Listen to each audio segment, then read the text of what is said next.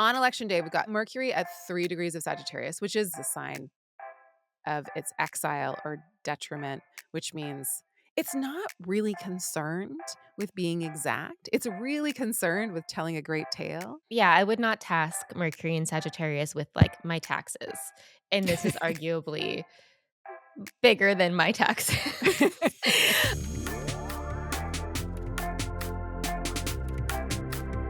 Hello and welcome. This is Down to Astro. I'm Chani Nicholas. I'm Thea Anderson.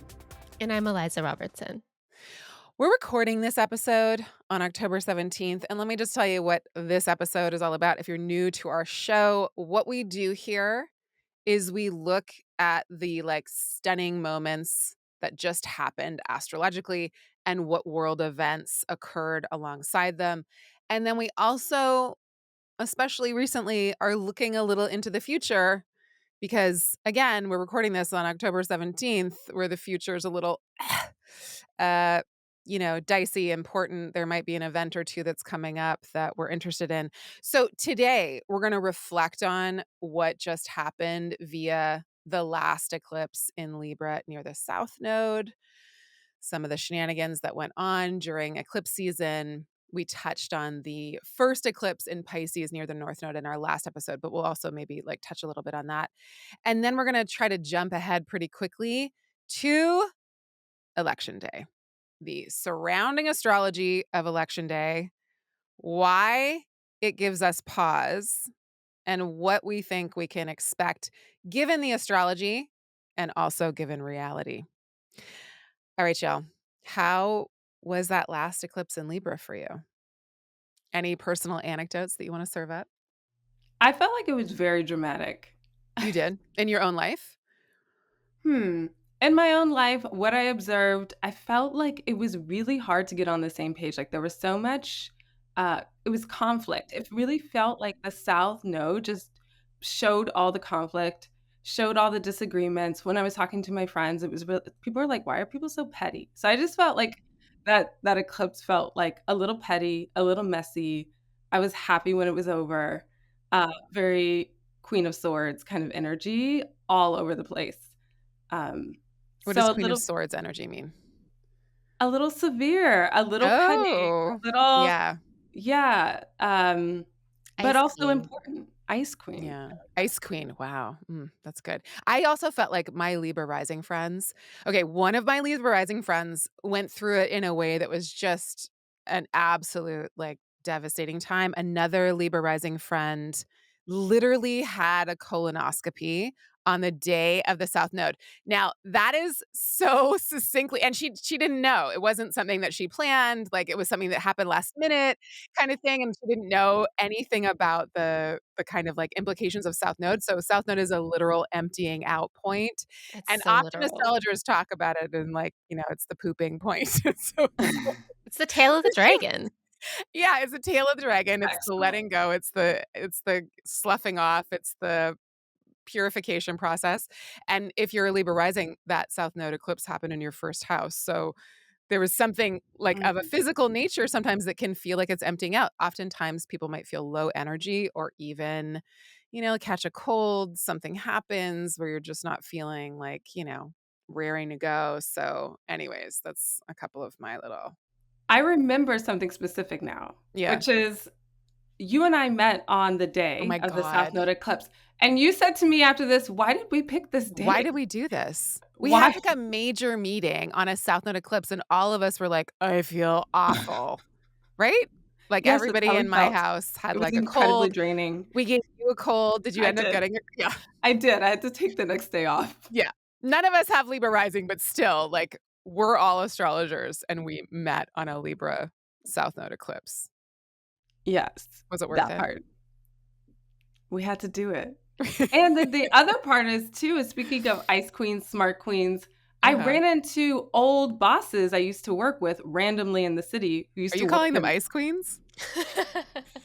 smart queens, Okay. justice queens. So that was weird. It was weird because for me it's second house, so it felt very Yeah. work related. Yes. Yes. We definitely noted that. Eliza, any anecdotes from you? Um, I this may not have been well advised, but it felt very appropriate. I used the eclipse to have a professional breakup with somebody. So, like, Wow. somebody who I work on a one-to-one Yeah. relationship with, but that Mhm. relationship had been in the toilet for years, and I finally was like, "I need this out of my consciousness." And I waited, in fairness, I waited until the moon was applying to Jupiter, because Yeah, the that's moon nice. would be in Libra during that eclipse, then it would apply to trine Jupiter in Gemini, and I waited for that moment, and it was Yeah. I would say it was a good breakup. Okay, good. Mm. Sometimes you have to Good. do it. Yeah. It just felt appropriate. Yeah. Mm. Let go. And yeah, a Venus ruled sign like Libra and a South Node is a good time to To let let go go. of some aspect of relationship or a full, you know, commitment in a relationship. Whew. Okay, let's talk about what happened in the world because there there's some obvious, very obvious things that happen. I think I want to start though with a couple of well, at least one Libra, actually a couple of Libras we can kind of begin with. Well, let's start with Cardi B. Cardi B is a Libra.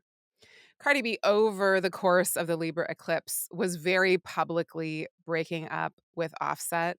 And in typical Cardi B fashion, but also South Node fashion, there was just like an airing out of dirty laundry. And there was like a lot of explicit things shared. There was a song made about one of her Instagram lives. So that was like kind of wild to see over the course of that. And also, I don't know what's happening now. I don't necessarily follow that kind of storyline all the time, but I think that what was interesting is that it really seemed that she was like reclaiming her power and reclaiming her narrative. So it was like a South Node thing. It's like, okay, well, what do I have to let go of here in order to reclaim on this side? It is a balancing of the scales type of vibe. The other thing that was happening over the couple of days before the eclipse, but before that last eclipse in Libra, was that the mayor of New York was officially indicted. Now, the investigations really started last November, which was when the first just after the first South Node eclipse in Libra happened. So for that this past year to have been about, like, major investigations, like, maybe there was rumors and stuff before that, but for November to October to or November to September, and the eclipses are October to October, to be about, like, a major investigation point and then an actual indictment, I thought was pretty stunning. And then I was like, I don't know a ton about the mayor. I mean, I've heard a lot of stuff, but I didn't, I haven't been living in New York during that time. So I was like, what is mayor's chart? And this is such an important example of excellent astrology gone completely wrong. Mayor Adams has incredible astrology in a lot of ways. He has the sun conjunct Jupiter in Cancer. And that is so good because Jupiter is exalted in Cancer. Both the sun and Jupiter are on the same team. They're both planets that we call day planets. And so when you have that kind of signature, it's like, wow, there's something like big and abundant about that person's persona, and in Cancer, it's supposed to be like nurturing and nourishing and giving. But then I guess the flip side of that is like the guy who brings the swagger back to the city is also wooed by potential gifts, accessories, and situations that are kind of illegal. Luxury travel. Luxury travel. For Why what? is luxury travel very Jupiter and Cancer, Eliza? Well, I just feel I mean, Cancer is a sign that loves its creature comforts. Listen. A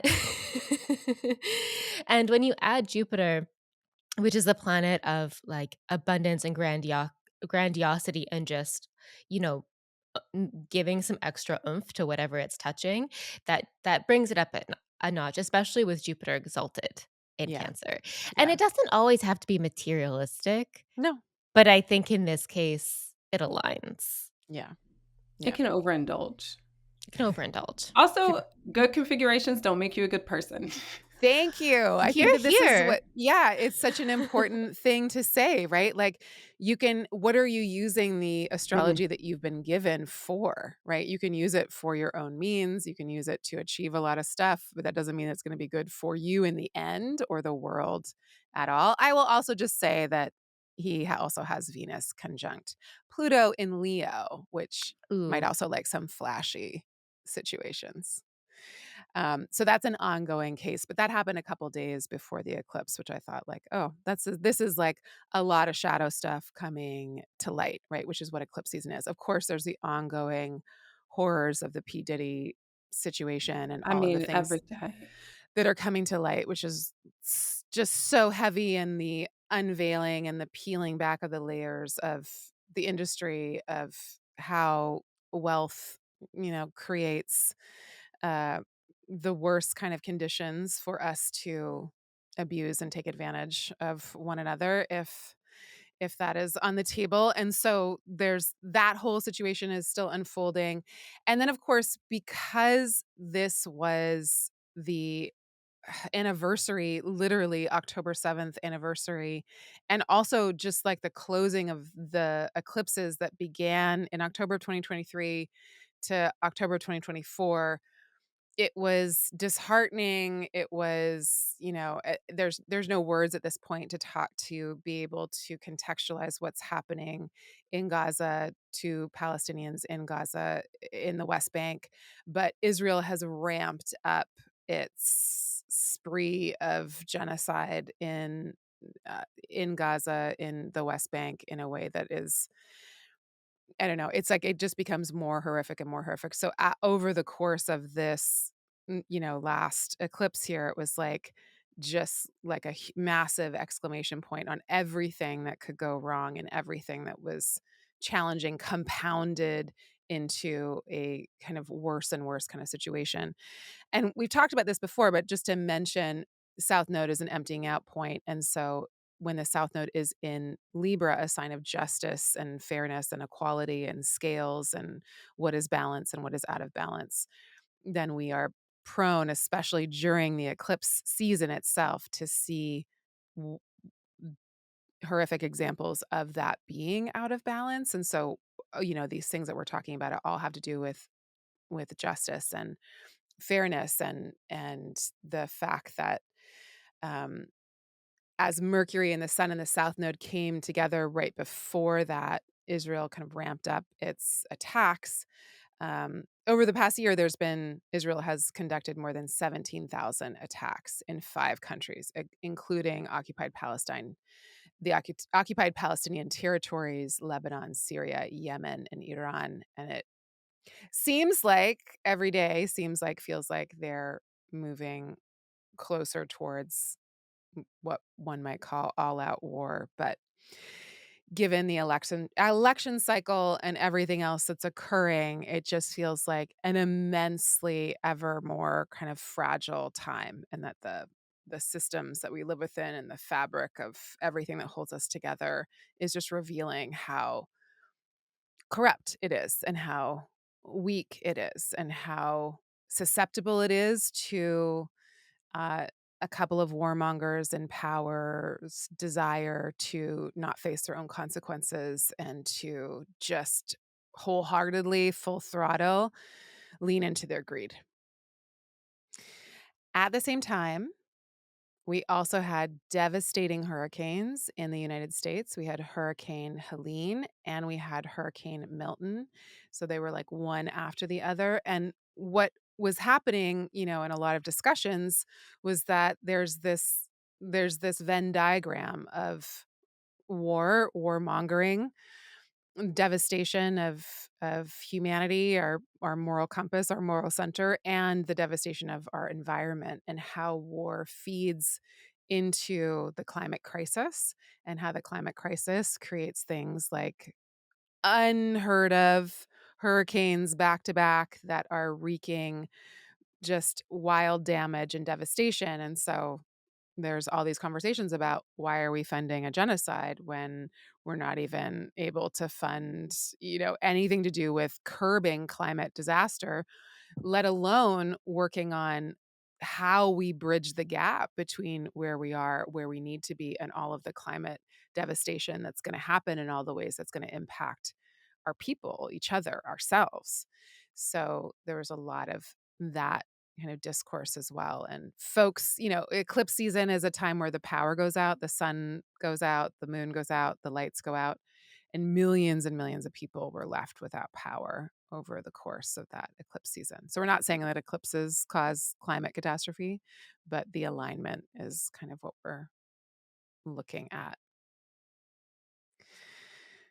Do either of you have any reflections on any of what I just said? there's one anecdote Yeah. that I just thought was funny, Mm, relating back to Mayor Adams, yeah. where this was post eclipse. This was only a few days ago, but it's so Libra. He was, I guess, one of the, figureheads walking in the Columbus Day parade, and he just decided to wear both the Mets logo and the Yankees logo on his ball cap because this is like an ancient rivalry in terms of New York baseball teams, and he didn't wanna choose which one he supported, so he put them both on his ball cap, and he got reviled by everyone. Everyone was like, "You can't hope for both teams."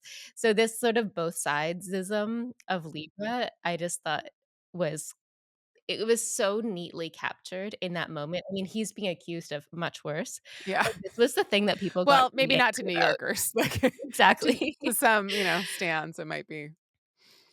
Yeah. Yeah. As you were talking, I was thinking about how this is the landscape that we're dealing with as we go into an election. And like people know what's happening. Like it's here. Like climate change is here. We can see all of the devastation. It just feels like why are we that pivotal question, why are we funding a genocide when there are people who don't have access to clean water because they've had to evacuate and they don't have power or they we are living in a time where like it's like here, it's now, it's not in the future. And there will be like no one who's like not impacted. It's like not even a coastal thing. It's going to be an everywhere thing. And I think it just feels so Pluto at 29 cap of like this is really the last death rattle cry of Pluto, the planet that does death and devastation but also brings transformation. Also, and I think about that part of Capricorn that's I mean, we'll get into it, but it just feels like we're all kind of thinking like this is all crumbling. Yeah. Like this isn't anything we can build. Um, Upon. Right. hello. Yeah. Yeah. I agree.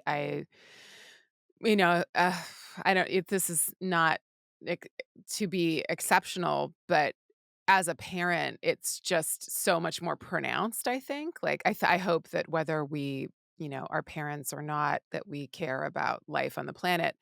But I think as a parent, you're just like, "Oh my god, I just brought you into this situation that is literally crumbling." And so when all of these things, they crescendo and they come crashing in, literally, physically, psychically, emotionally, spiritually into the the sphere, like this is our collective thing and we're all there's no hiding from it. And so what Pluto does is it tears back, peels back the layers. And at that last degree of Capricorn, what Pluto does in Capricorn is it talks about our structures and like the old traditional ways of doing things. And so since 2008, Pluto has been here. And of course, in 2008, we saw the crumbling, the layers were peeled back on the financial pretend boom, and everything went bust. And so that's the beginning and this is the end. And so those are the bookends. 2008 and this moment are the bookends of Pluto and Capricorn. And the the exposés that it's done on the ways in which our structures and our the way that the architecture of the world is absolutely faulty. And like you said, Thea, we cannot build upon it. I think has been over this eclipse season has just been it just brings it all to the surface. And even Even with, like, the okay, so Mayor Adams, whatever, but, I mean, it's not good, but it's also, like, fine, whatever that, like, that's not unimaginable to happen. But with the P. Diddy stuff, it's like the peeling back of the economic structures of our entire world is there is absolute evil rot at the core of it, because the entertainment industry, of course, is connected to so many different industries. And at the end of it, you're just like, well, all of these uber wealthy, uber powerful people are hanging out in a lot of situations. They're all doing business together. And if this kind of abhorrent violence and abuse is at the core of the most powerful business interactions and meccas, then yeah, the whole thing is rotten. Then the whole thing is able to not only produce this kind of, but also like enable it and protect it, right? And so um, this eclipse season was brutal for that, I think, but important and necessary. We have to see what's actually happening in order to name it, in order to change it. It's just, I think, with climate crisis, we know we don't have any time. We're past time. We're over time. We're late. Very, very, very late. Oh, Al Gore, if only we would If have only listened to like 20 you years ago. and every elder, every native person, every indigenous person ever, ever, ever. Um, Well, I okay. liked your point. Can I just Yeah, say that, please. like, even if you whether or not you have children, like, we all have to steward something, you know? Yeah. We want whether that's the earth itself or whether we have kids or whether it's just like, what do we want our legacy to be like we lived during this time and how do we care for the earth? It's gonna be, like, on us. Yeah. So, yeah, I like that point. Yeah.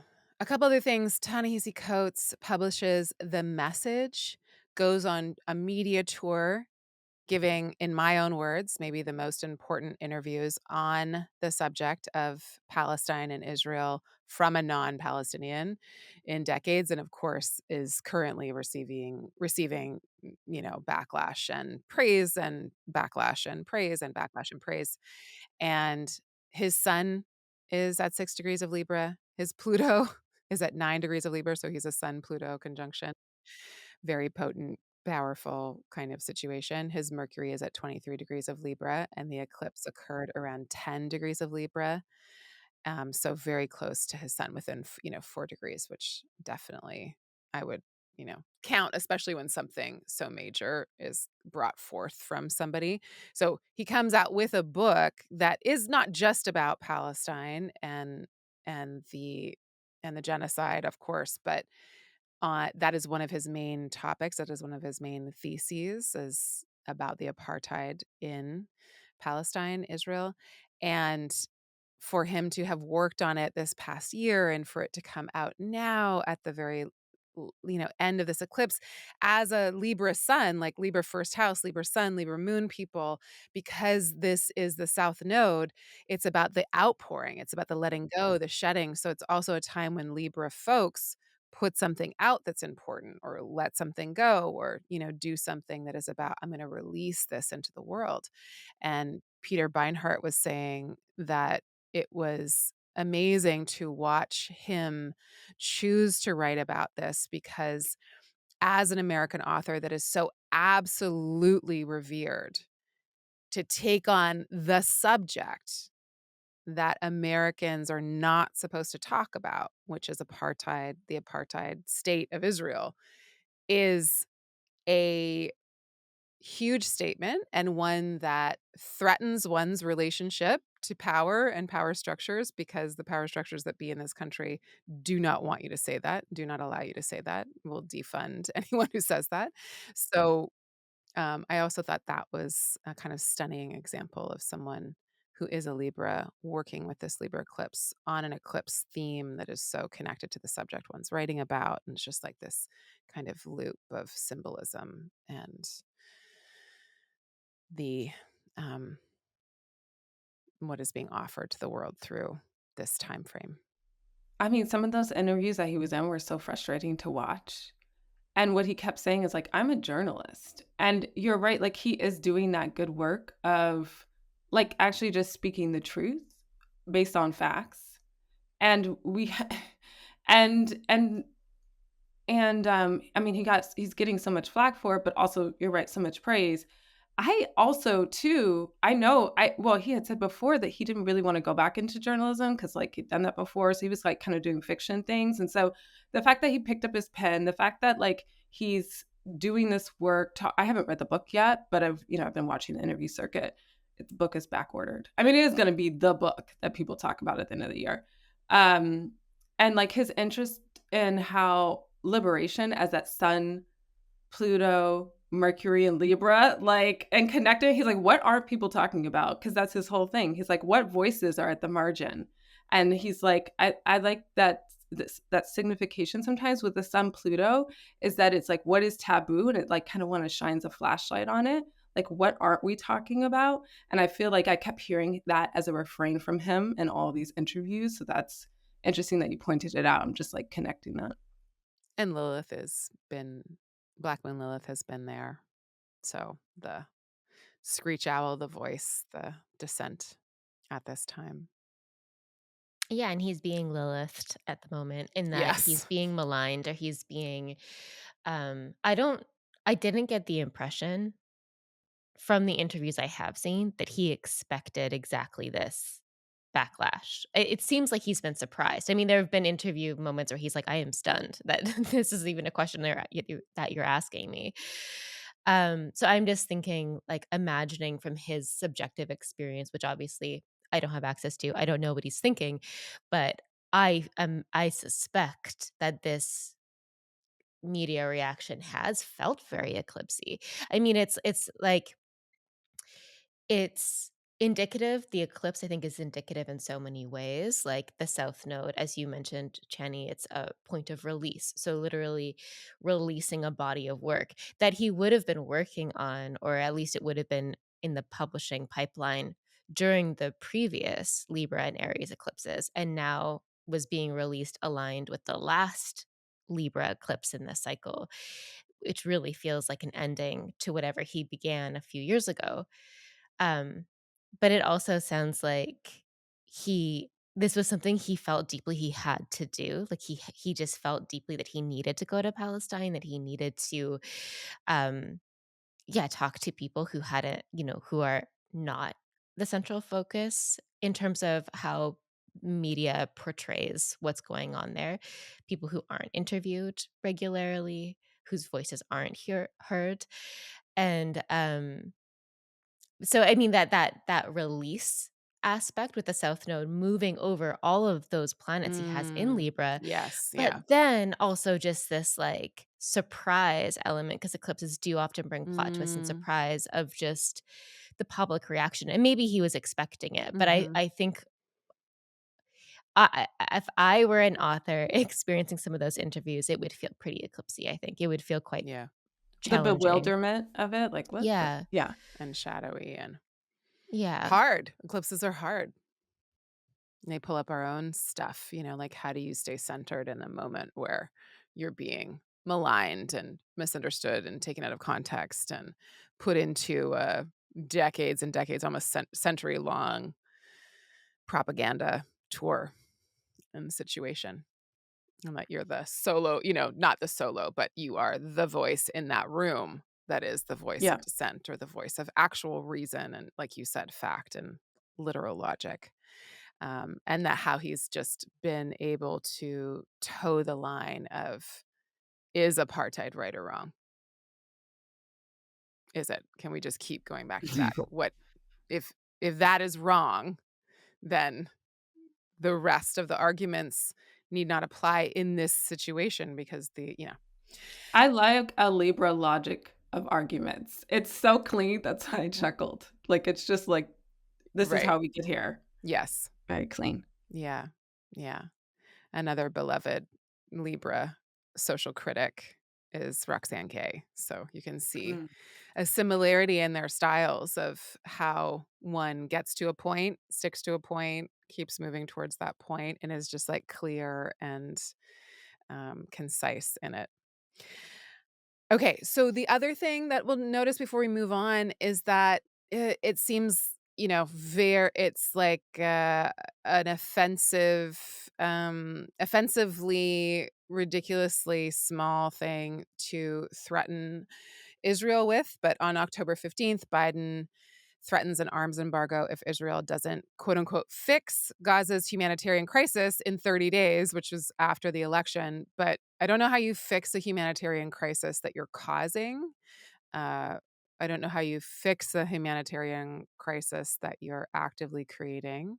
So I'm not sure. And then, like other statements, it's like you've got to let in humanitarian aid. So does that mean you can keep bombing people, but as long as you give them some food and some IV drips? Like what in God's name does that mean? So, Well, it's like his um, red line. Like he had yeah. said, "This is the red line," and then that line was Wow. crossed and Yeah. nothing Nothing happened. happened. Nothing happened.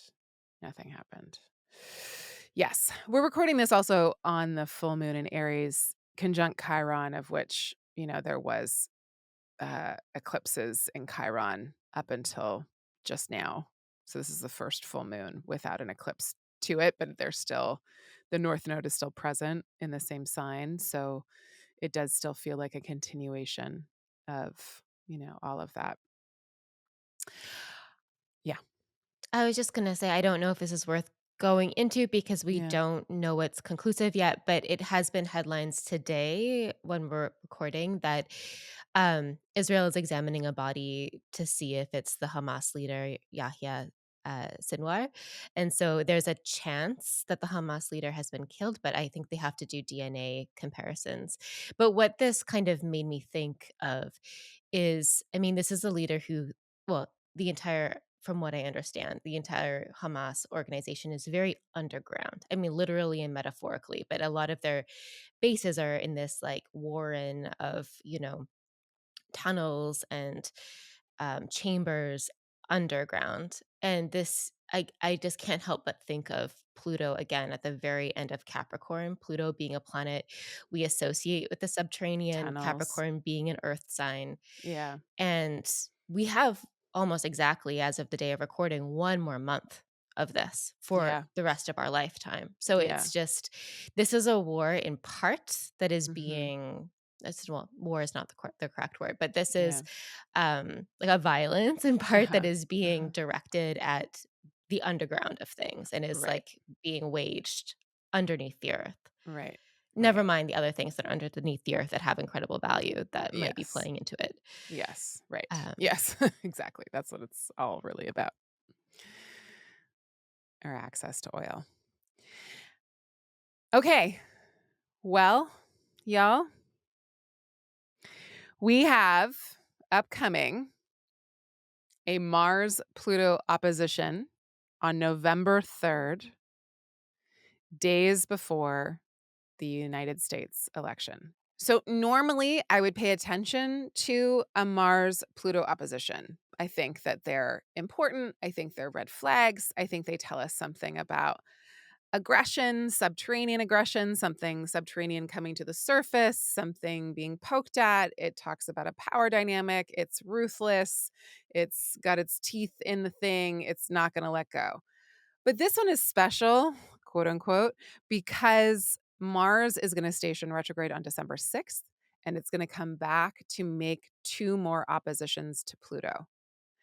The opposition that's happening on November 3rd is between the signs of Mars being in Cancer and Pluto being in Capricorn. Very, very, very, very end of those two signs, the 29th degree of Cancer and Capricorn. And then it's going to come back to make oppositions at the very, very beginning of Leo and Aquarius.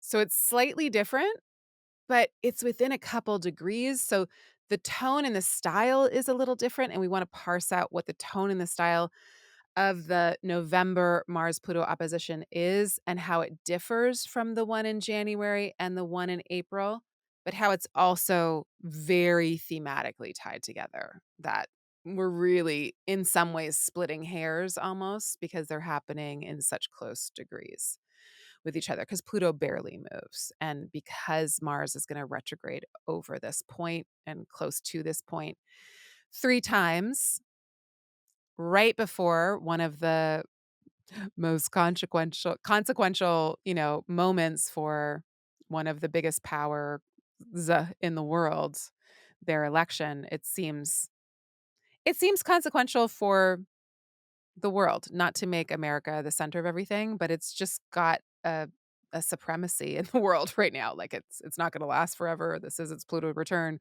We'll see how it goes after this, if this empire will fall and crumble and all the other things. But this is the status of the country in the world, that it does influence a lot of other kind of global politics. So whoever is in the seat that is the most powerful in this country, it does ripple out.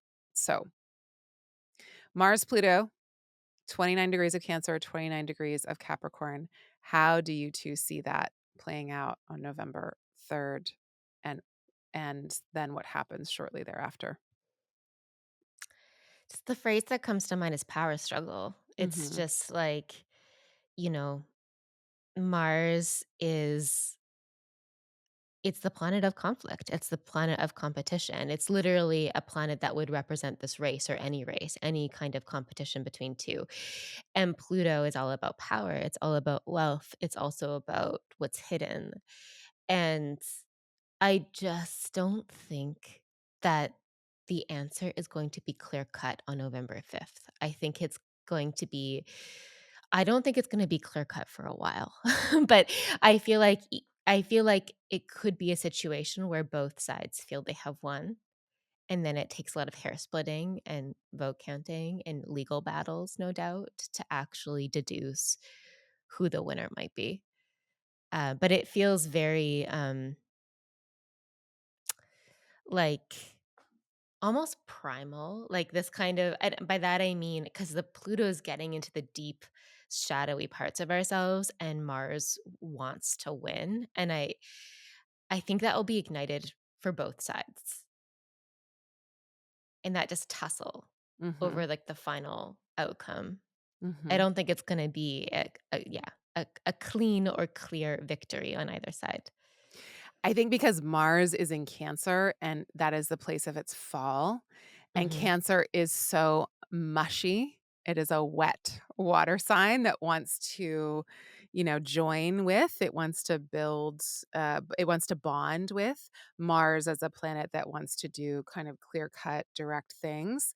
It's like Mars in Cancer has a really hard time at doing anything cleanly. Like there's no clean cuts with this. It's mucky, it's messy, it's phlegmy, it's sticky, like Cancer is a sticky kinda sign.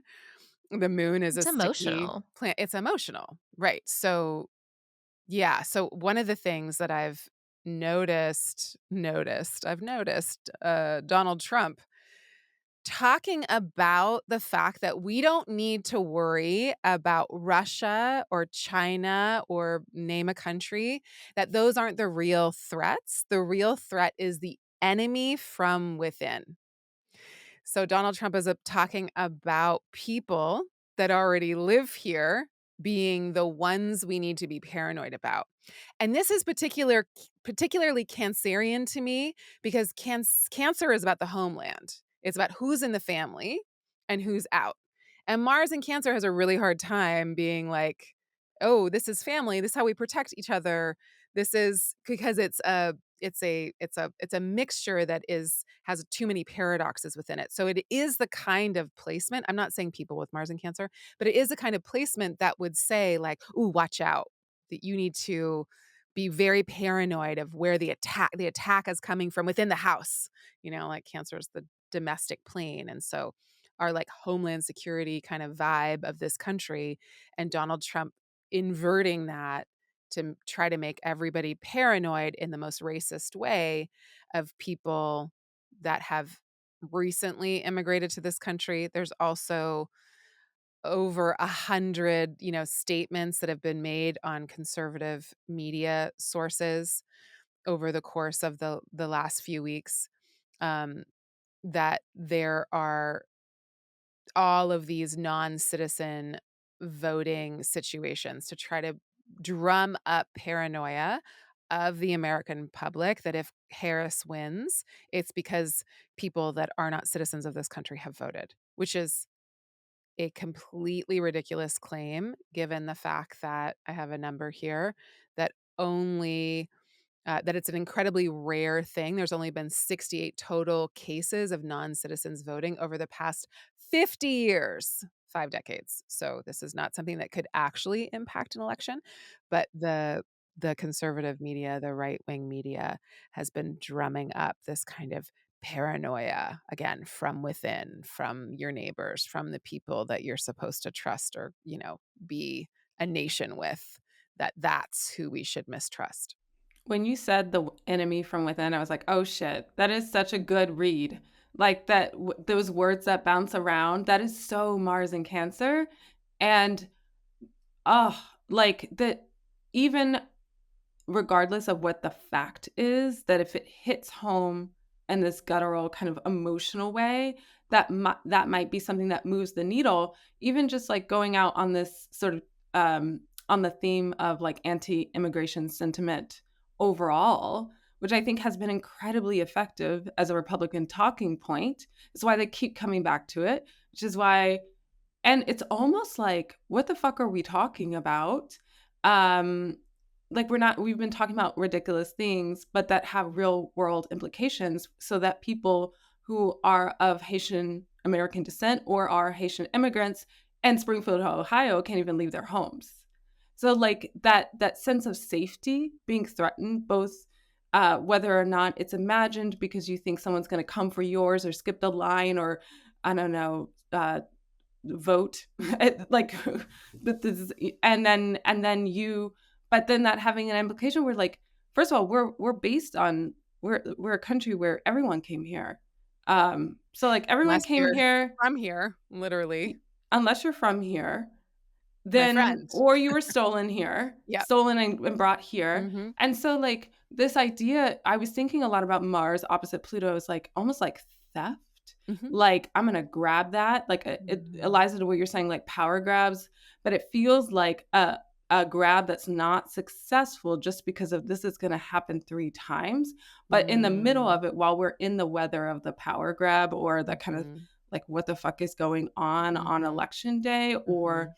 whatever the result is, it just feels like then by the time we get to the April, what did we say? 20 End of April. 26, Yeah. end 26. of April, Mars opposite Pluto, and they're both in different signs.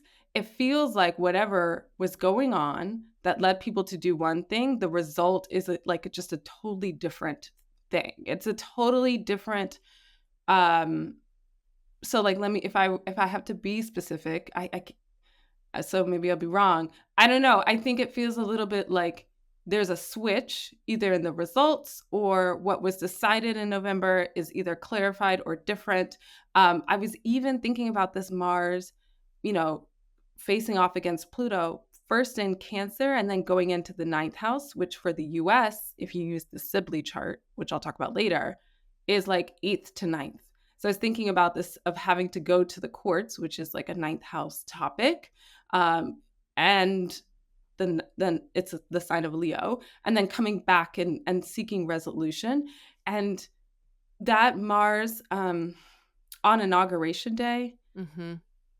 the So let's Mars in let's this. talk about that for a second. Okay. Mars opposes Pluto on November 3rd, but then it moves into Leo right away. So on election day, Mars is actually in Leo and Pluto's still back in Capricorn.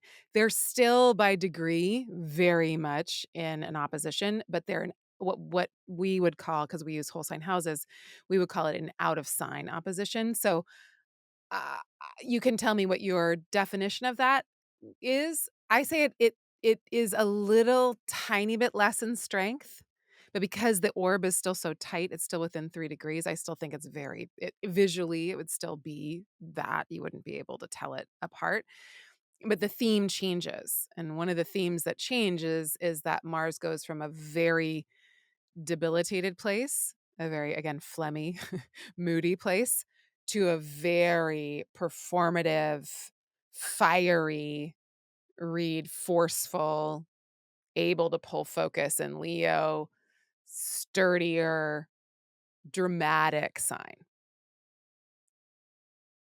Would you do you deny or agree? No, that I agree with Mars and Leo, Or wanna like add that. anything to that? So that on election day, Mars has moved into Trump's first house of self, where he has Mars, so he's entering his Mars return, and it goes into Kamala Harris's 3rd house, where she also has Mars and Leo. They both have Mars and Leo. They both have a very similar Gemini point. Her ascendant, his sun are very close together, and they both have Mars and Leo. Different Marses, but they both have Mars and Leo, and this Mars moving back into Leo is both of the beginning of their Mars returns. So it's in her 3rd house of communication, so she's not backing down. He's not backing down. It's in very obvious places for both of them. The indignation. Yeah, Like, that's what that feels like, how dare you? yeah, It's very Martian, yeah. I think we yeah, need to emphasize too that so Mars retrogrades only happen every 2-ish years. I think it's yeah. technically 26 months. Mars is a planet. It's not as fast as Venus or Mercury, but it's faster than Jupiter or Saturn. It tends to move through a sign in like a couple months. But because of the retrograde, its speed slows down and it just seems to grind back and forth through the same territory for months. Like it's not going to leave Leo until I don't even know, but I mean it's still there early Leo in April. So it's going to be in Leo for a very long time. But another thing I was thinking just like because it's also gonna re-enter Cancer and spend more time in, like, the slushy, phlegmy, moody mode.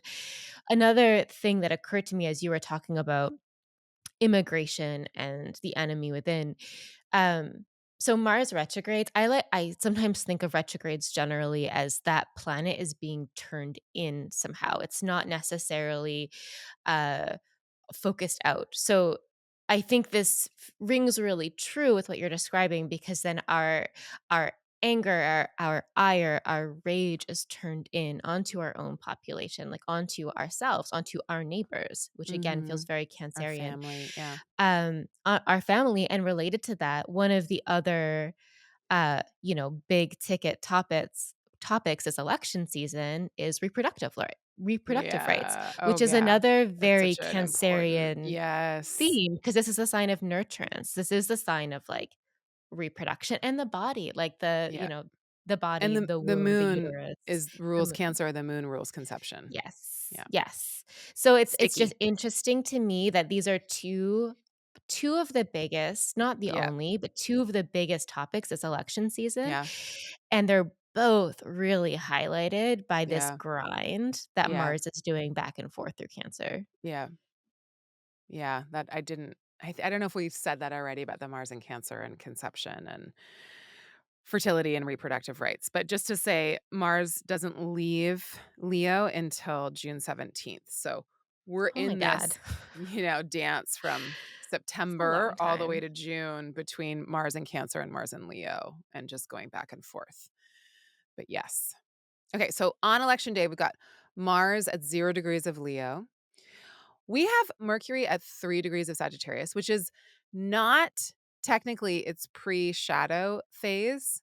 It's 2 days before Mercury enters its pre-retrograde shadow phase, meaning Mercury will come back to the place it's in on November 7th during its retrograde. Mercury will be retrograde from November 25th to December 15th. But Mercury is the planet of counting and accounting and tallying, and it is a planet that during something that we wanna count, we want it to be in a good condition. Well, it's also as Eliza just said in terms of Mars slowing down, Mercury's really slow now. It's not as slow as it will be, but it's slowing down. It's gonna be in Sagittarius for a very long time, and it's just gonna continue to slow down from now until the 25th of November. So there's that piece that we know it's about to get into its shadowy train. We know it's starting to slow down, just getting slower and slower and slower. So slower to count things, slower to communicate things, slower to get the information. But it's also in Sagittarius, which is a sign of its exile or detriment, which means it's not really concerned with being exact. It's really concerned with telling a great tale. and being a great mythologist and, like, getting the vibes across, but it doesn't really care about, like, what exact year or how many in Pennsylvania or Florida. So, it's not a place that I would want Mercury in if I was gonna be like, "Let's get something correct." I would want Mercury to be here if I want something to be entertaining and, like, a fantastic adventure and, like, spinning amazing tales. That's not what I want for an election. So, there is that piece, and I'm not sure if that's also why you were saying, Eliza, that you feel like the counting of it could drag on. Oh, absolutely. That's absolutely a part of it. I don't yeah, I would not task Mercury and Sagittarius with, like, my taxes, and this is arguably bigger than my taxes. Um, but the other thing and I know we've talked about this in previous episodes, but I really do think it's worth reminding people here. Mercury is Kamala Harris's Lord of the Year. So, Uh-huh. that means that, As of October 20th. a as of, like, 3 days from when we're recording this, but what by the Yeah. time that this comes Yeah. out, Kamala Harris will be in her first house profection year. Because Kamala Harris has Gemini rising, that means the ruler of Gemini, Mercury, is the planet that is, like, her point person for the year. It's her avatar for the year, and so we can get a clue into how her year goes by seeing what's happening both to her natal Mercury and to Mercury in the sky. And I actually found a passage from Valens' anthology. So Vedius Valens is a Hellenistic astrologer, and he specifically talks about when your Lord of the Year goes retrograde. And he says it delays expectations, actions, profits, and enterprises. And I mean, we kind of knew that anyway, but it's Yeah. sort of affirming to have it like Yeah. in Valens' words. So Have I some feel old dead guy be like, "You're right. totally. Totally. This Thank is you." my Venus in Capricorn needing affirmation from old dead guys. Um, but I think Harris, like delaying expectations, enterprises, like maybe not even knowing the answer until it goes direct. God's forbid, who knows? Mhm. But I what Valence does say is, and as soon as it stations direct again, things start to become more clear. They start to make Mm, sense. which is The December questions are 15th. resolved, Uh-huh. and so that's happening. The direct station is December 15th. I don't know if it's gonna take that long, but I do think it's interesting that this retrograde is taking place. Yeah. Well, the pre-shadow is happening, like, while the votes are still being counted. Yeah, right, exactly. So I'm saying like, oh, the election, the Mercury's not a shadow, but how long does it It's take for close. votes? Yeah, to get counted. And then it's like if okay, so some people are like, she's gonna win by a landslide. Some people are like, oh, it's neck and neck. So say she wins by a landslide and say something horrible happens, like we lose the house. So then is it a situation where the House can delay the decision or say that there's been voter fraud when there hasn't, or what else could happen to, like, fuck with the outcome of getting an actual count? I don't know, I'm also thinking about all of the victims of the hurricane. How are they gonna vote? How are people gonna get to a poll when there's no roads, when electricity has been I don't even know if the electricity is back on, like, are these people okay? We've even stopped talking about them in the news cycle. Like, how are people getting food and water and plumbing and like what is happening in a huge chunk of our country during this election when, also that part of the country isn't necessarily like, we can they're swing state E. Is that true? I don't know if I'm making things up, but North Carolina, I maybe, feel like or is everything it? is like potentially swing state at this point. But like, those are also potential things that I see, like, what do we do about that? What is being done about that? How is this gonna all fall out? Yeah. I mean, again, I don't think it's gonna be clear, and it's true. If you the other thing is if you don't even have your home, like, if your home was taken by a flood, Yeah. are you your first What do you care about concern is voting? no, that's not gonna be a priority because your main, your basic needs of survival are not being met. Yeah. So Yeah. yeah, it's true. Your home, your car, where do your kids go to school? You're living in a hotel. Hotels aren't homes. I mean, all of that. I mean, it has to have an impact, but I think, I mean, to the whole counter planet of Mercury being debilitated. And, in this like opposition with Jupiter and Gemini, as we know, has been, just glossing over facts, not really like we could do it, getting all gassed up, not really like being specific, even though there's lots to account for. I feel like with that's the problem with Jupiter and Gemini. I think is that it can just be so like a tornado has come in and like disorganized your desk or something like that. Um, it feels like missing the point. And then once the retrograde, Mercury's retrograde finishes, be like, "Oh, that's probably where I should have put my, um, canvassers, calling, efforts, donors."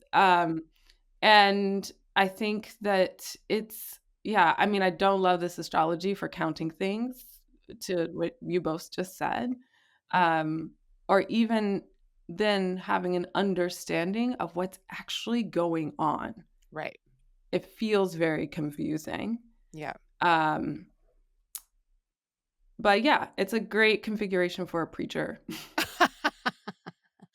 It gets the masses in some way, shape, or form because okay, so I wanna just parse out and come back to what Thea just was talking about. Mercury is in Sagittarius, which is a Jupiter-ruled sign. Jupiter is in Gemini, which is a Mercury-ruled sign. They're in each other's signs, and they can see each other, which is better than not. It's better than Jupiter being somewhere else and it can't see, Mercury that it's ruling. So it's like I've been saying in the readings, it's almost like with Jupiter and Mercury in each other's signs, directly opposite of each other, they have like those tin cans with the string and then the other one has the tin can and you can play phone, but it's like how good is the message getting through? But you are connected and there is communication going on and you're in each other's houses and maybe you don't like it, it's not your vibe, but the other person's in your house, they can help you out to figure out where stuff is. So you can get the resources. It's just weird and clunky and it's not the one that you want and it's uncomfortable and it's like, I don't love it, but here we are. And so we're in a situation that is like, we're not high functioning in terms of our ability to count, to measure, to know, or also to like have faith in the system, to have like an overarching philosophy. We're voting amidst a genocide. We're voting for somebody, I'm saying we if you're voting for the Democratic Party, then you're voting for a very flawed situation, a very flawed setup. It is so far from perfect. It is, it's absurd.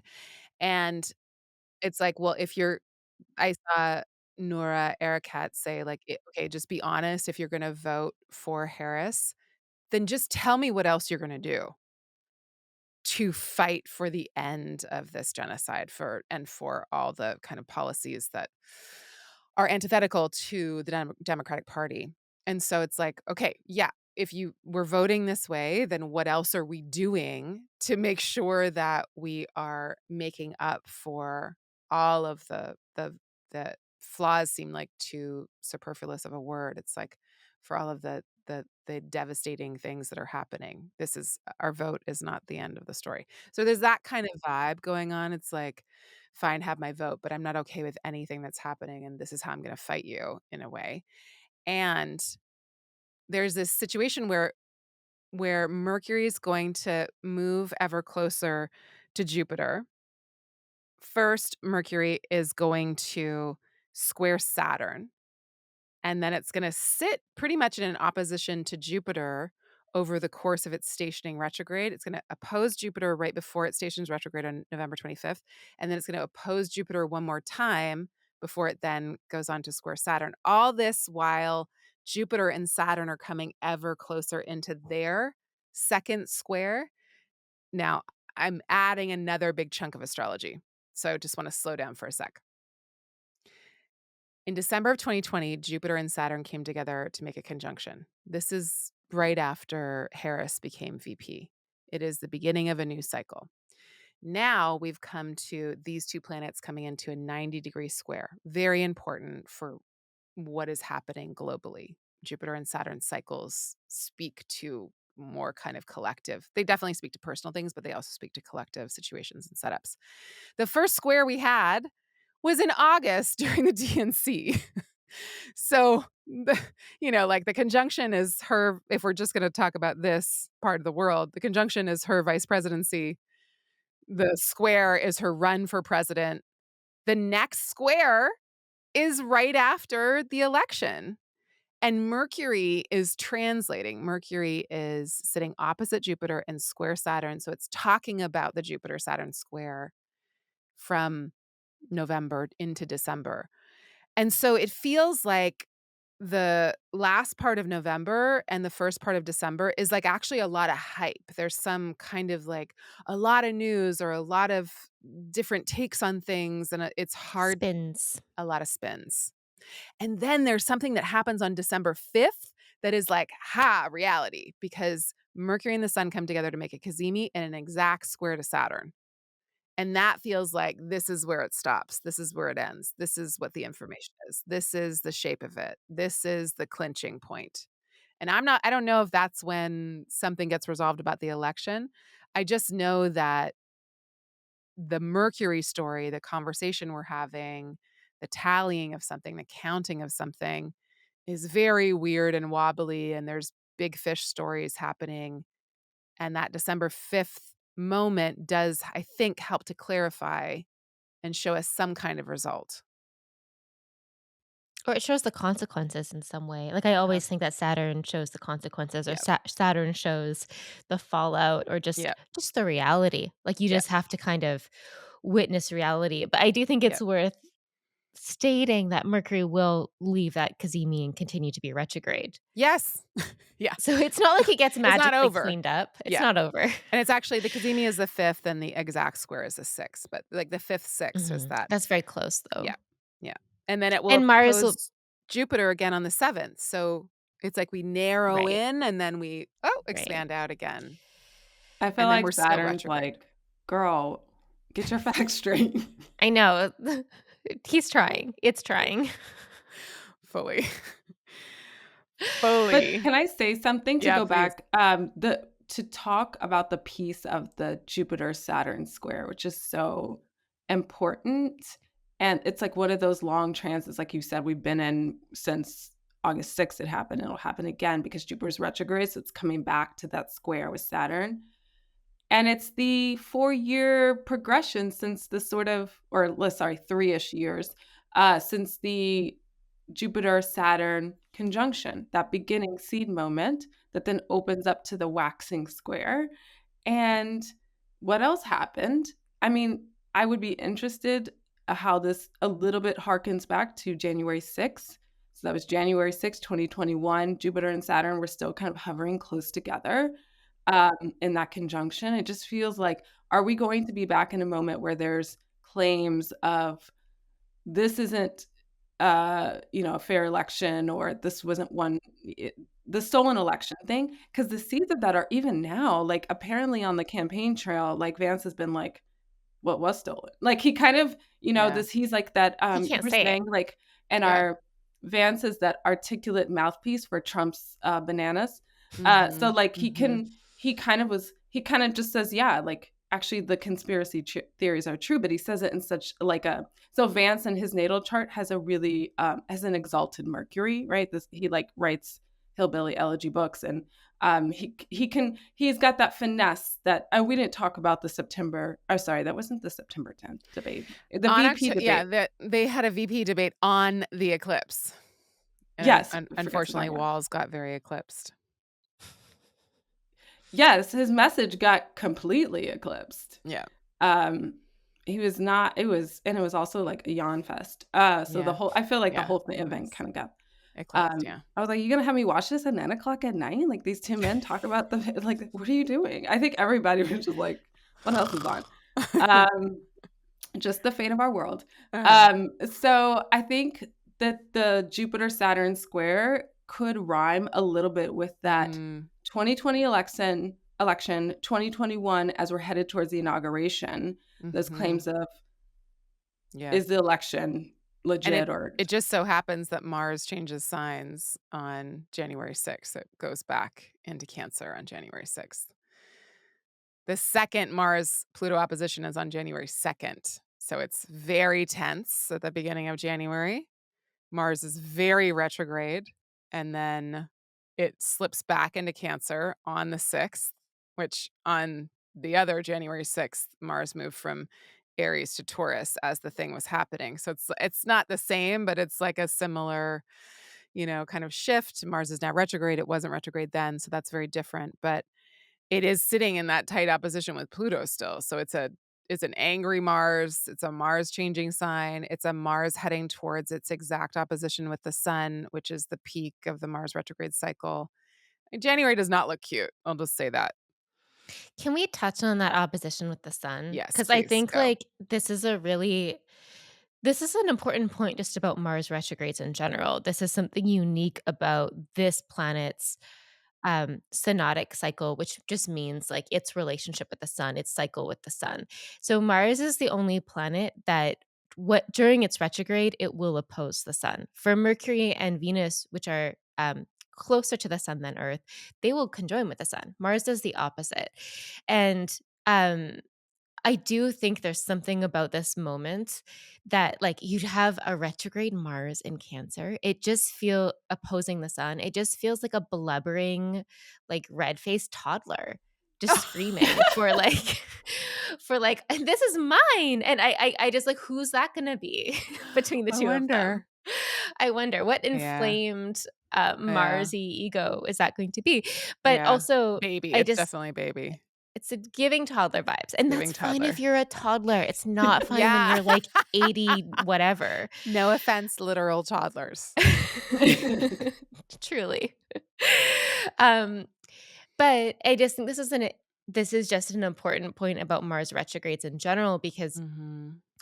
they you can look at the whole Mars cycle as a journey of sorts. I know some astrologers look at it as like a hero/heroine's journey.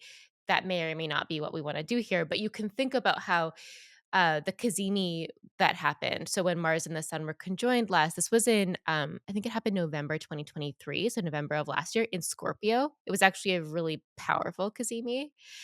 And then this is the opposition point. So this is the point where Mars has gone from that conjunction with that Sun, that like merging seed moment, to the opposition, which feels like a final showdown. It feels like the duel, the yeah, duel with the villain. It feels like this sort of combustible peak moment. And that opposition happens on January 15th, which is 5 days before the inauguration day. It's also going to happen highlighting, as in conjunct, the US Sibley charts retrograde Mercury as well as its Pluto. So the chart of the United States has Pluto at the end of Capricorn and it has a retrograde Mercury in at the end of Cancer. And so Mars in Cancer will be basically on the retrograde Mercury of the US chart and um the sun will be on the Pluto. It's just like What we does it already mean, have Eliza? I'm getting there. I feel like it's interesting to me that the US was created when Mercury is retrograde, first of all. Like, Mhm. this just feels like that's just an interesting anecdote, in that it doesn't suggest really clear-cut messaging or communications, But we're the for the good guys. We vote on our feelings. So there you that go. In Cancer, there you not go. to And revote, and revote. Yeah. Um But it just seems like this is already taking place. Mercury will be out of its shadow by then, but the Mercury retrograde in 2024 is happening during this like tumultuous election ballot counting period. It's already so much confusion. It's just interesting to me that this final showdown between like Mars and the Sun during its most blubbery toddler stage of the retrograde is highlighting the United States' own retrograde Mercury. It just feels like, again, more chaos, more confusion, more maybe like spinning of who won. It is said that like history is always written by the victors, and you can see that whatever way this is going to go, even if Kamala Harris wins, Trump is not going to accept that at face value. He will try and, I mean, he Or at still hasn't least accepted that MAGA he lost the won't. last one. Right, right, right. I don't know, he seems pretty tired, y'all. Did you see the town hall that he just The danced for playlist? Oh my god, that was 40 minutes? hilarious. Like, That was that man is hilarious. not, I mean, we know He's he's not not okay, well. but he is really depressed. That is a sad girl on the stage moment. Like, that was supposed to be for your inside audience, you know what I'm saying? Like, he let that all hang out. And listen, I'm all here for sad boys demonstrating how sad they are, because I think it is a major ailment of this world. Boys need to cry and, get their feelings Dance out, but to their maybe don't run playlists. for president, when you just need to listen to Ave Maria on stage and wallow in your Mars That and was a Cancer special blubbery moment. feelings. Yeah, that was wild. That was wild. Okay. Thea, do you wanna take us through the Sibley chart, Yeah, so maybe we should explain what we're please? talking about when we say Sibley. So, Yeah. okay, we all know the birth date of the US. It's July 4th, 1776. Surprise. That's when the US declared its Itself. independence and declared itself, signed the Declaration of Independence. But of course, like the time is a little bit debated. So there's a couple of charts that are in circulation. But I think that this 5:10 p.m. 12 degrees of Sag rising is a chart that over time has proved to be something you can kind of bet on, just in terms of the houses, in terms of the angle, and important transits to the chart. So this is how you can look at pivotal US historical events and see how they hit the angles, and that would be something that's revealing. For the people that aren't watching this and are listening, we're gonna give you a little, like, this is a Sag rising, Cancer sun, Aquarius moon chart. Yes. But also, like, I don't always think about this, but again, the country that is, said to be the superpower at this present moment has Sun, Jupiter exalted, Venus conjunction in Cancer. That is It's not a such bad setup. good luck. But just like Eric Adams does not Just mean like that it's Eric a Adams doesn't mean it's Oh a good my country. God. Doesn't mean it's good for the country even. I mean, good for some things, stealing everybody's everything, but okay, go. So Sibley is the birth chart of the United States, and transits to the birth chart are like really indicative of what is happening to the fate of our country from an astrological lens. So, just a couple of big themes, like we've said, Pluto return, and that's literally because Pluto is at that very end of Capricorn right now in the sky. The US is also in its Chiron return. We didn't know about Chiron back in 1776, but we can see it in the chart that we have now. And Chiron is literally, I think, at like 21 Aries. We've had eclipses that have activated that Chiron this whole year. I think the deep like pain points and tenderness and all that it's kind of activated and has really like revealed I think the like just how painful things have been for a lot of folks. And we've had eclipses on the US's Saturn. So I was just thinking a lot about this in terms of the masses and having that Saturn, exalted Saturn in Libra. But for In the the 11th Cancer house of and groups. Yeah. the 11th house of groups. Um, so that's the Sibley chart set up. And when we're entering, what we're about to enter in terms of major planet returns is the US Uranus return into Gemini, which happens next July. And so, like, really just, I was thinking about this, just pulling back and thinking thematically, this sort of fracturing of like all the kind, like the sudden disruptive fracturing, but like in a massive exponential kind of way that impacts people. So to talk about this a little bit more, it just feels so I'm also stacking this, by the way, the fact that we're in astrologically the triplicity of air. So things are already getting like diffused, right? We're leaving the Earth conjunctions in which Saturn and Jupiter happen, and we're moving into air. Pluto is also in air. So all this air energy just feels like things get really like fractured, decentralized. It's the I was thinking about like the vibes on which this country was founded, and it was like a bunch of men in a room arguing about what it means to be a person. So all these varying different points of view. Um, and then, of course, then the Civil War, which was a deep fracturing of this country. That was the first U.S. return. And then the second U.S. return was during World War II. When you say US return, you mean Uranus return? Uranus return is actually what I mean. Thank you for the US chart. Which happens like every 84 years. Yes. So that's what we're approaching. And I was thinking about what does it mean with the current political landscape, with the kind of and especially Gemini, now what we have that we didn't have in previous Uranus returns is like a life online, and how that could also further disrupt, fracture the sort of divisions, or at least provide, I don't want to say only bad things, but I think it's a deeply intense moment that kind of rocks the foundations of this country in the ways that both the Civil War and World War II did.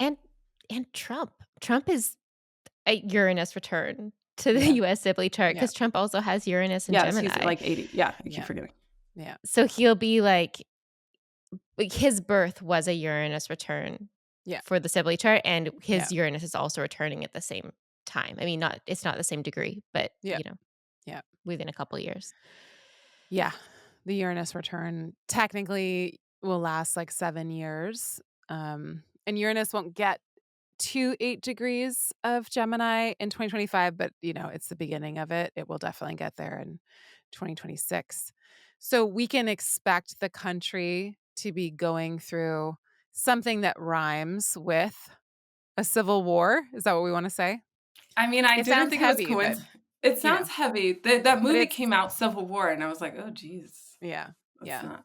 It doesn't mean that we're going to have one, but it does mean that there is this upheaval that the country is definitely heading into.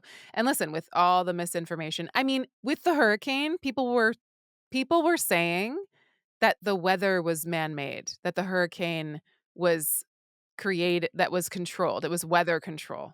So like and that goes into weird anti-Semitic things. And while at the same time we're having, all this other stuff happen with Israel. It's just like, it's so deep down a bizarre misinformation wormhole that you're like, how do we find someone turn the internet off? How do we find our way out of this?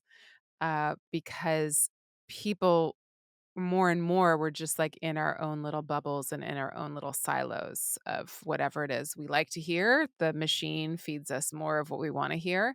And I can only imagine that getting us into more and more fractured kinds of places. So, Thea, you bring this up, very important point, but how does this relate to the election and the So election on the cycle? day of November 4th, I was Yeah. looking at the fact that Jupiter is going to be conjunct the US's natal Mars.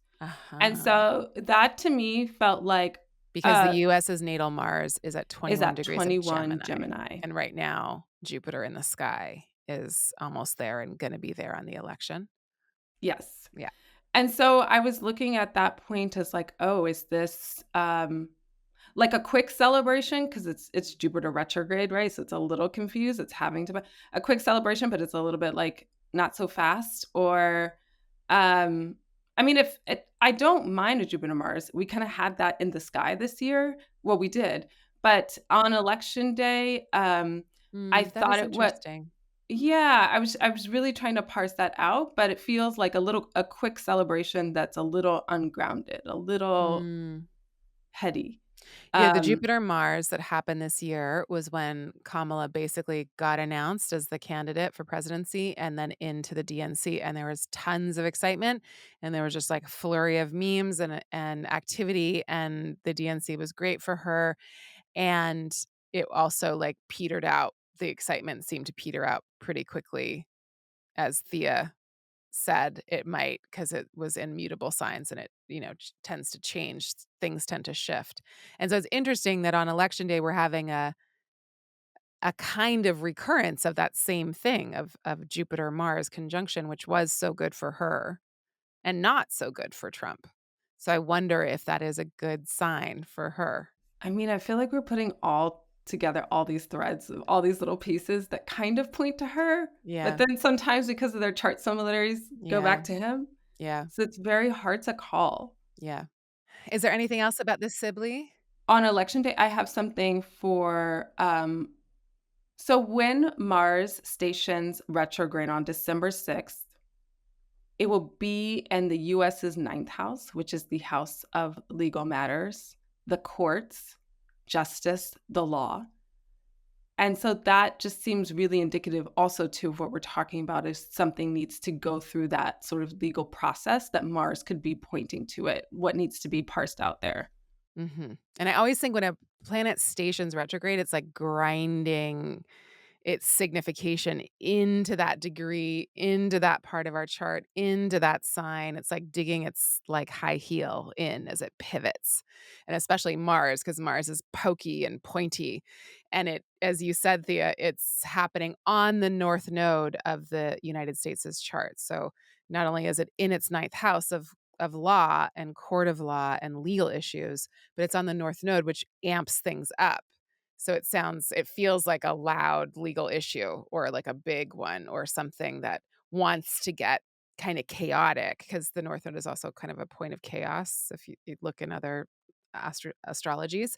So the Mars pivoting, stationing retrograde in a place of legal complications with the North Node that likes to, make things possibly bigger than they are, seems significant. And then it's going to leave that place slowly over time. By January 6th, it's going to leave the ninth house and go back into the eighth house of taxes, debts, financial issues, also shadowy topics, and then come back into the ninth house April 17th, I believe, to make the next opposition to Pluto. So it's like there's a legal issue, something, and then we leave it and go into maybe financial issues, something, and then come back to the legal issue in April.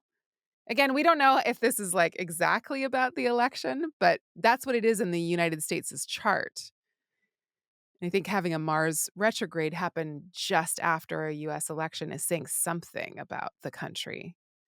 And so, there's also, I think, the issue of like how the United States is spending the taxpayers' money that ends up in the eighth house. Yes, because on inauguration day too, on that chart, that could be really bubbling up Yeah, because Mars in the sky will be conjunct the US's natal Mercury right. So that's exact on saying that day. something. So Right. yeah, about the counting, the accounting Yeah. of it. How are we Yeah. accounting for what we're spending? Yeah. So, say the election goes off without a hitch. She wins by a landslide. It just still looks like there's some kind of legal complication, some kind of chitter chatter, some kind of back and forth, some kind of accounting process that doesn't seem, or that seems bogged down or slowed down, or a situation that we're having to return to possibly. So vote early. Vote early so that you can, I don't mean this episode's coming out pretty close to when you need to vote anyways, but if you're in this country, vote early so that you can get out on election day and help other people vote, is what I heard at an organizing meeting last night. Love how they always do it on a Tuesday. And Mars's day, very convenient. So we've been gathering questions from listeners and followers of the Chani app, users of the Chani app. guests of the what is the word? Yes, we host the Patrons. party, the yeah, All y'all. All all y'all. y'all. So one person asked if we could have a little more insight into the upcoming Mars retrograde, and another person asked how to survive Mars retrograde as a Scorpio rising.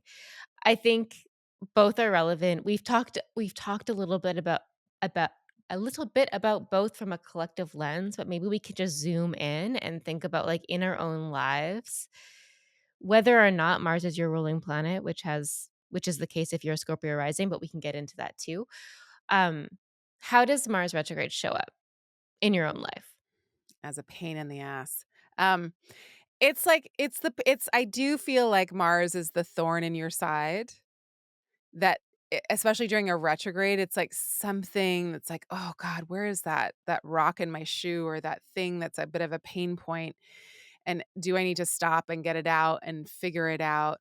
It's like a sputtery if Mars is the planet of like, "Okay, I'm gonna go in this direction, and, come hell or high water, this is what I'm doing."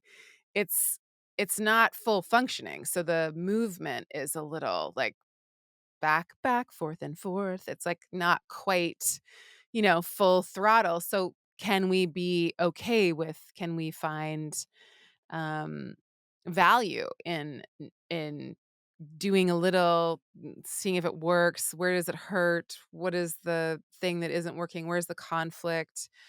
What do I need to do to work on the conflict? How can I lessen the conflict? I think a lot about anti-inflammation techniques, emotionally, physically. If you're Cancer rising, if you're Leo rising, or if you're Pisces rising, or if you're, let me do the Why math Pisces here, rising? or if you're Pisces rising, hold on, let me pull up. If you're Pisces rising or if you're Aquarius rising, Mars will retrograde partly through your 6th house. Oh, yeah. So it's if it retrogrades to your 1st house or your 6th house, so Leo rising, Cancer rising, Pisces rising, Aquarius rising, at some point Mars will retrograde through your 6th or 1st house, or not or. And those are both places of, we could say, like, the 1st house is health and vitality and body, but 6th house is a place of where we get sick or how we get sick or what we get sick with or what we feel pain in the body around. And because Mars is a planet of heat and, when it gets trapped, if it's retrograde, there's something an irritating or irritation, inflammation in some way. So when I think about how do we might have to bring something down, right? Like you might have to bring blood sugar down or um what is the one with for blood? Like, or you're like, if you have high blood pressure or high blood sugar, or you have a rash or an irritation, or you're inflamed in a million different ways, if, there's something happening in the body that you're like, "Oh, I need to, like, cool it."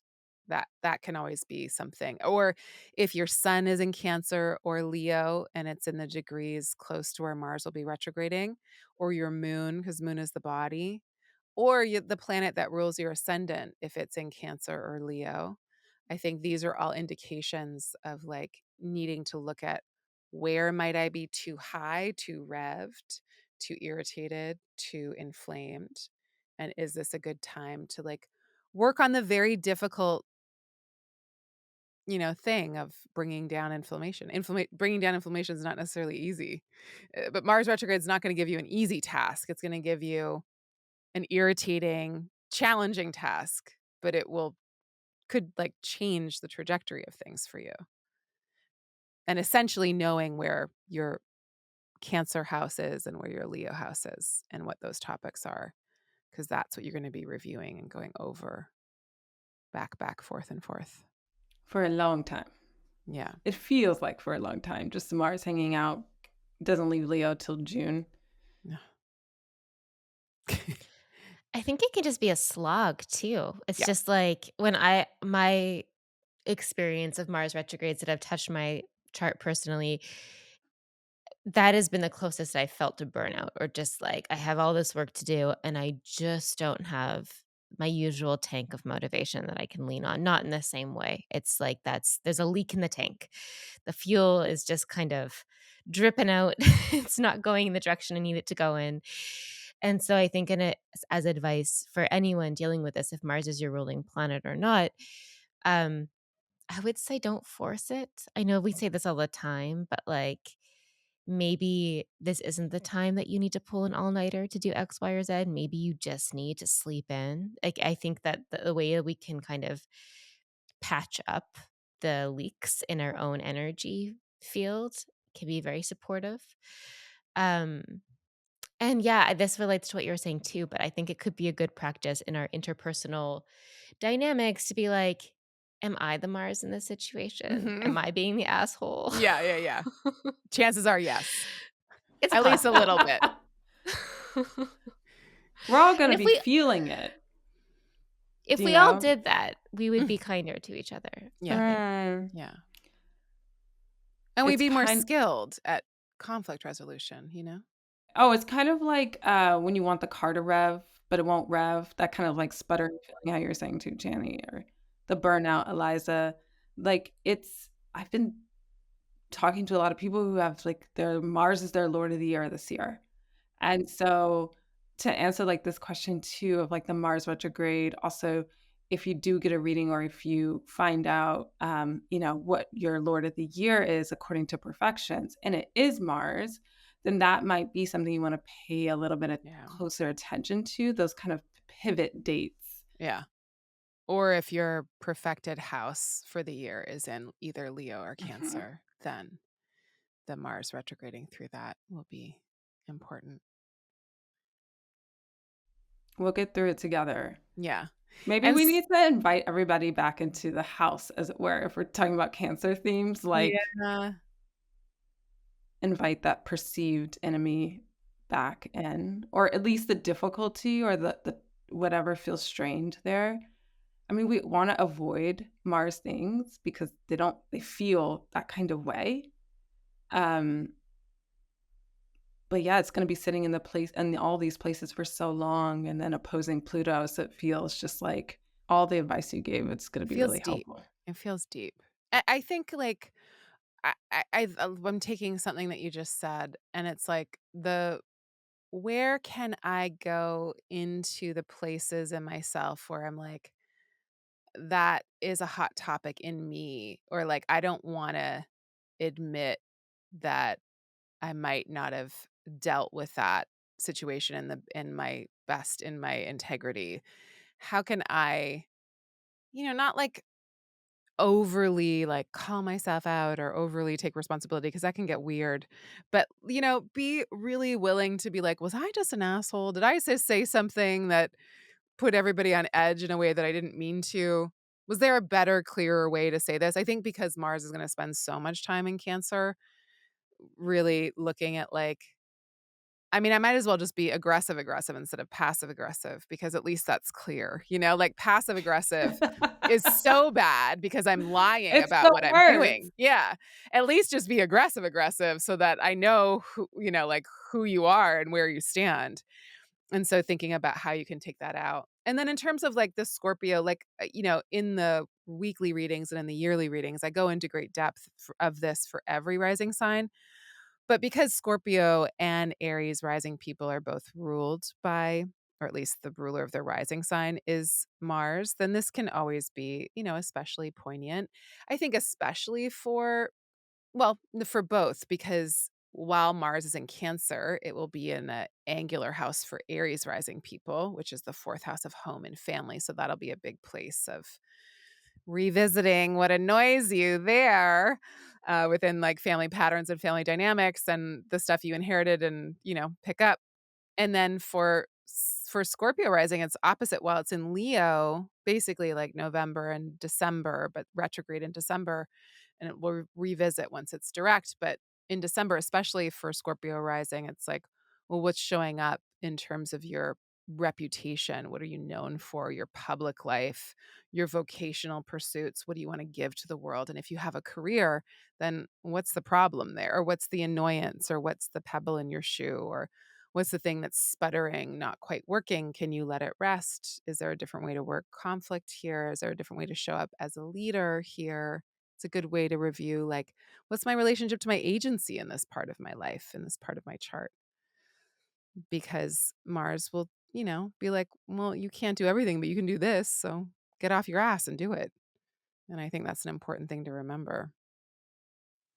I wish my Mars talked to me that way. I don't know if it does. What is your Mars meaner than that or nicer? I don't know, it was just succinct. It was just very clear. All right, y'all. Here we go. By the time we talk again, a lot of what we talked about will have happened. We'll be back at the end of the year to talk about 2025, the banner year, where all the big planets decide to change signs at the same time. We know that 2025 is going to bring a lot of new beginnings, a lot of new stories, a lot of new chapters. And we're going to come back with a very special, probably very long episode about what that means for us, for the world, maybe for a country or two, and how we can work with all of it. So thank you so much for journeying through all of this information with us. We will see you next time. Bye. Bye. Bye.